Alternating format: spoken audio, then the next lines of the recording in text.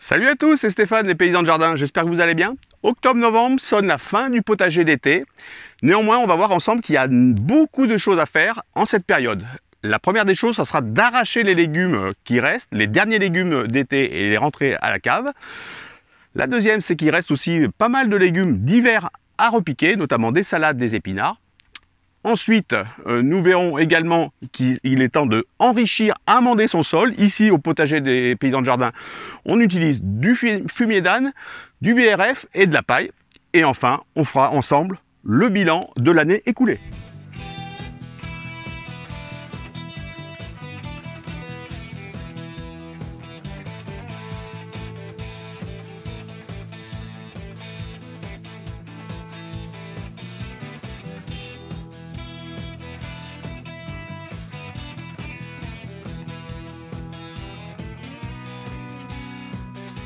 Alors, ici, on est au potager numéro 11. En fait, j'ai 11 parcelles pour un total de 52 mètres carrés. Donc, celui-ci, c'est un potager classique de 6 mètres carrés. Donc, ici, il y avait des haricots. Il y a eu des patates avant, mais ensuite, j'ai mis des haricots et donc les poireaux qu'on voit ici. Donc, les haricots, je les ai arrachés. Donc, j'ai procédé à un coup de grelinette, gentiment, donc en surface, pour vraiment décompacter le sol qui est très dur ici. Ensuite, j'ai mis une couche de fumier, j'ai mis une couche de BRF et ensuite j'ai remis les fans de haricots par-dessus, hein, voilà. Et je vais laisser reposer tout ceci environ 7 à 8 mois. Donc je vous fais voir tous ces travaux que j'ai réalisés, c'était la semaine dernière, en images.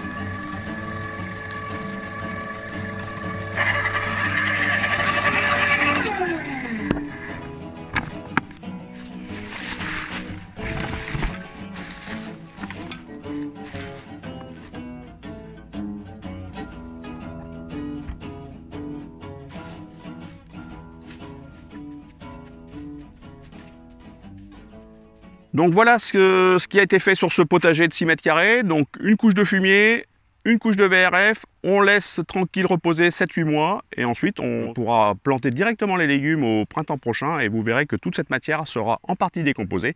Et là on parle vraiment de changement de structure de sol, hein. On joue vraiment sur la structure du sol, on fait du sol, hein. Notamment c'est ce BRF qui fait du sol, pas le fumier, puisque le fumier joue sur la partie biologique comme je le disais. Alors, une petite précision sur le BRF, d'après ce que les spécialistes que j'ai pu voir sur internet, et il y en a de nombreux, moi je ne suis pas ingénieur agronome, je suis juste jardinier amateur, donc voilà, simplement je me renseigne et après je me fais mon propre avis. Le BRF, c'est pas quelque chose qu'il faut mettre en quantité tous les ans, d'après ce que j'ai pu voir, donc moi ce que je fais, c'est que je mets une couche de BRF de 4-5 cm une fois tous les 3 ans, donc je fais une rotation sur mes différents potagers.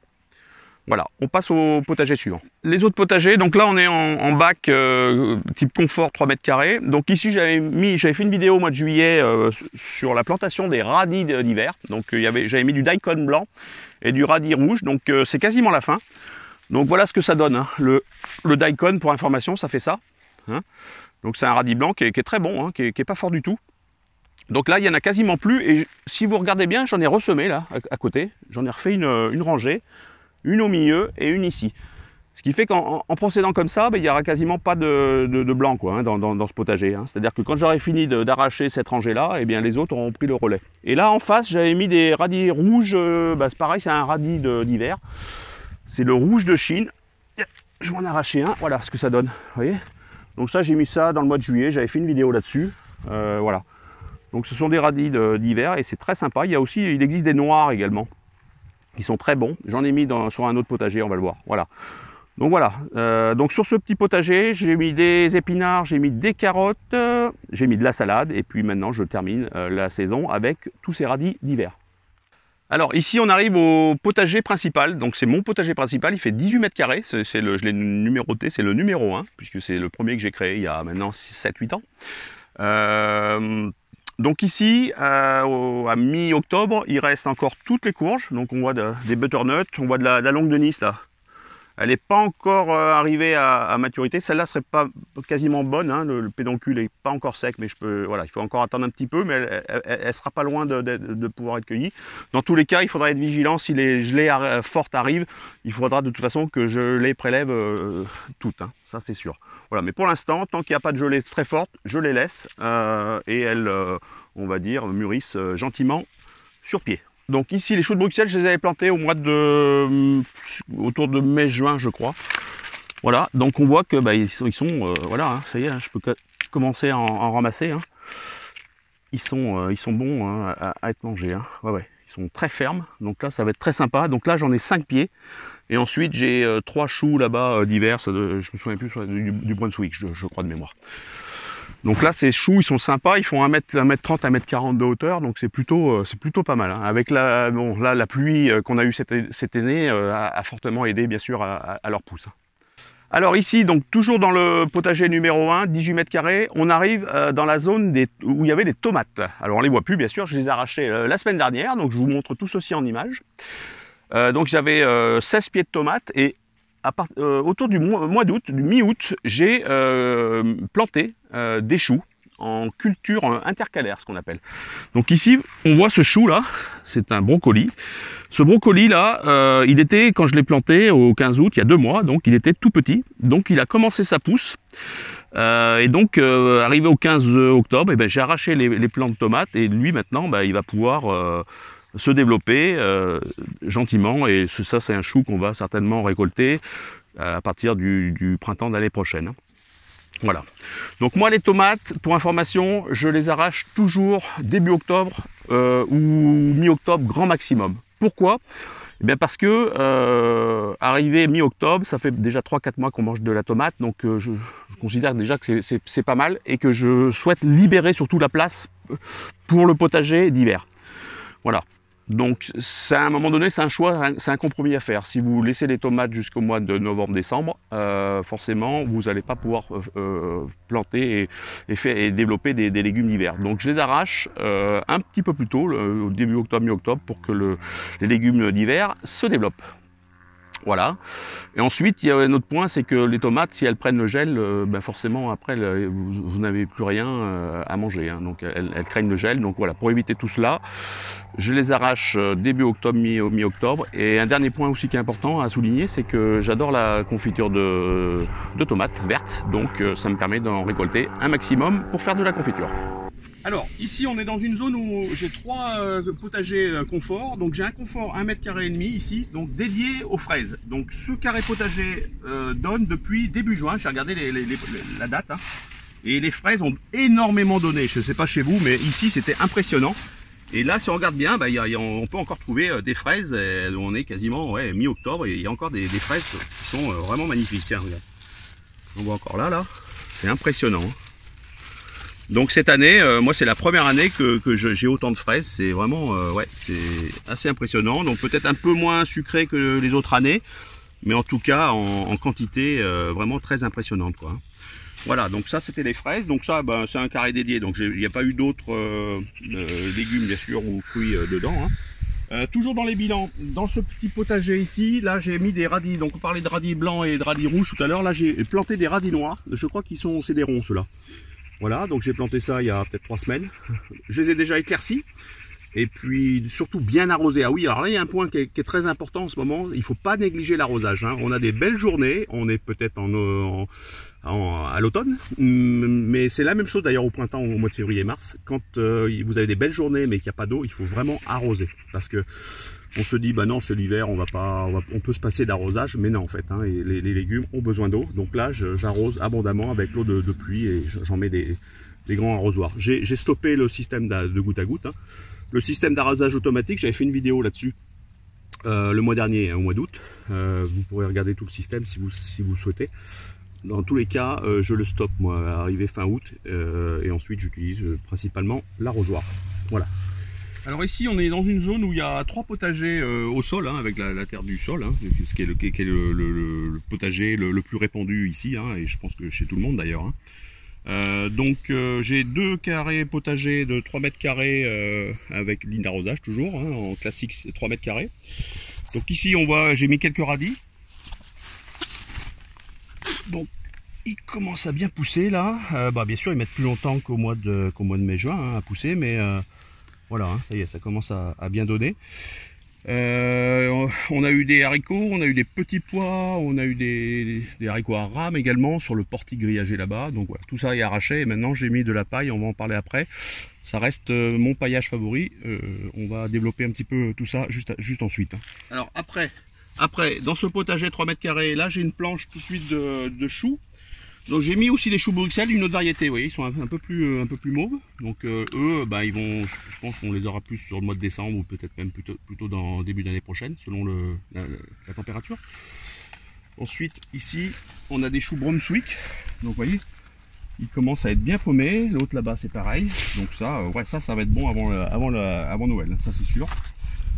Ensuite, là, j'ai mis des romanesco et du cal également, chou cal. Donc le chou romanesco, il commence à être sympa, ça commence à bien pousser. Donc c'est plutôt bien parti. Moi c'est la première année que j'en mets de ceux-là, hein. Donc là je les connaissais pas. Et ensuite le chou cal, qui est très sympa en salade ou en omelette. Donc vous voyez, on commence à prélever là des tiges au fur et à mesure qu'ils poussent. Hein. Voilà, donc les planches de chou qui est plutôt bien partie. En second plan là-bas on peut voir aussi des courges. Pareil, donc ça je vais les ramasser avant les fortes gelées. Elles sont pas tout à fait mûres. Donc il y a l'albanga et puis en haut perché là où j'ai mis un élastique pour pas qu'elle tombe, c'est une courge musquée de Provence de mémoire. Voilà. Et ensuite on arrive sur cette planche ici là.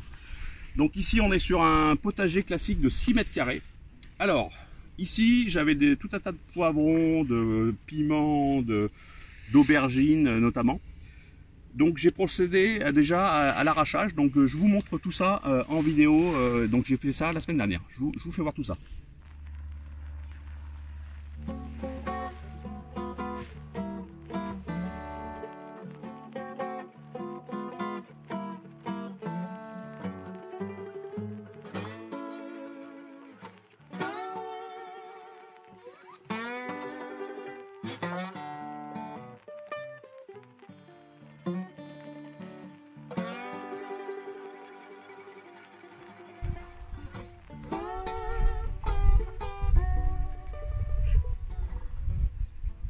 Alors voilà, donc la semaine dernière j'ai arraché la fin des légumes d'été, donc principalement il y avait des aubergines, des piments et du poivron, donc j'ai enlevé tout ça.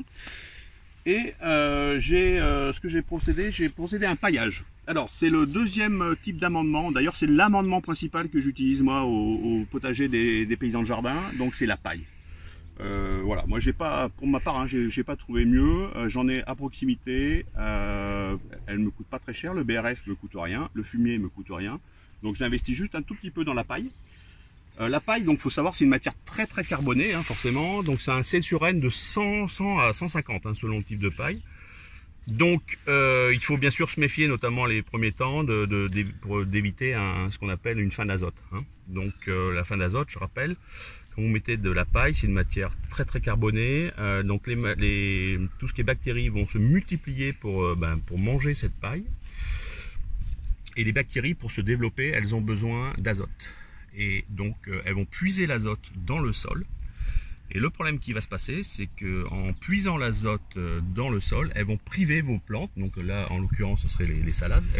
Elles pourraient les priver d'azote et donc votre salade se retrouverait en état quasiment entre guillemets végétatif. Elle s'arrêterait de pousser en tout cas. Voilà. Donc pour éviter cela, ce que j'ai mis, c'est que j'ai mis un tout petit peu j'ai mis du fumier dessous, hein, voilà. Et voilà, et c'est tout. Donc ça, voilà, ce paillage là, il va rester toujours pareil, 6-8 mois en place, et ensuite il se sera quasiment décomposé, arrivé au printemps prochain.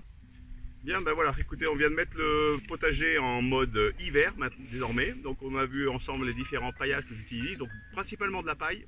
J'utilise également du BRF, donc comme je l'ai dit, une fois tous les 3 ans. Et en complément, j'utilise également, il m'arrive d'utiliser aussi de l'engrais ou de l'amendement organique bio, voilà, sous forme de granulés. Voilà, et c'est vraiment tout ce que j'utilise ici au potager. Donc fumier, BRF, paille et un petit peu en complément d'engrais bio. Voilà. Donc on a fait le tour, on a arraché les légumes, on a récolté les derniers légumes et maintenant on met le potager en mode hiver.